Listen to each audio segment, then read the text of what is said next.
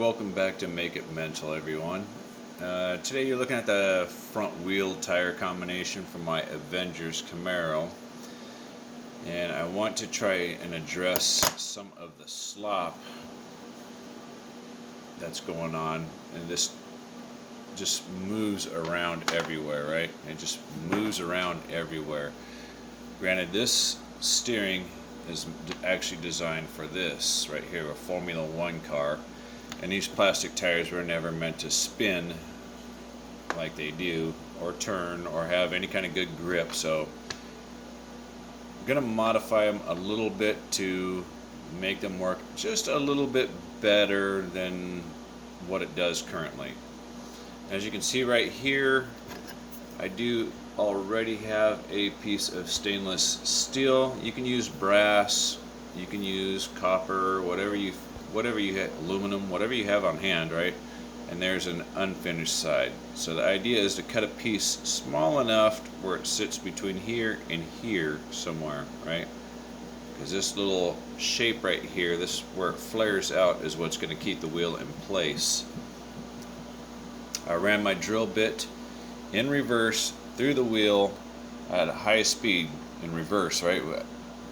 That way it kind of burns its way through versus cutting its way through, and that gives me a little more trued center. It's more, your drill bit's more likely to find center if you're running in reverse through plastic, right? You're gonna burn your way through it. Sorry that the focusing is not the best on this, but I think you got the idea so far. I do have some different types of bearings. That is another route, right? I got some flange bearings, I got some bushing, brass bushings, and depending on the size of wheel, tire that you're working off on, that might be an option. You can get those on your local favorite hobby store website. Probably a general hobby store, not a specific one like Traxxas. You might not be able to find something like that on Traxxas, but something like A Main Hobbies or momandpopshobbies.com, something like that, or a genuine hobby store. So you cut a size, fit it in there. You're going to have to deburr it, because every time you cut one of these with a cutoff wheel, it's going to create a little burr in there, and it might even fold the metal over. Here is a small piece right here.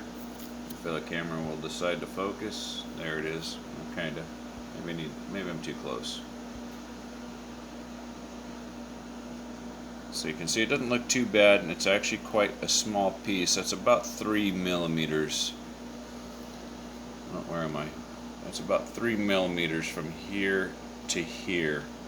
And so ideally this will rotate freely, and the wheel will have a little less slop. It's not going to be bouncing around all over the place. The car should track a little more straight. Granted, it's not going to have good grip anyway, because these tires are super hard.